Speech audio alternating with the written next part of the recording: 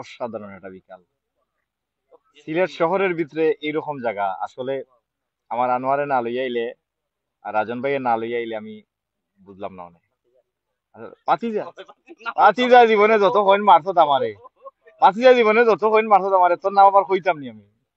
হ্যাঁ, আমার রাজন ভাই অসাধারণ অসাধারণ অসাধারণ। জায়গাটা দেখো একটু সবে।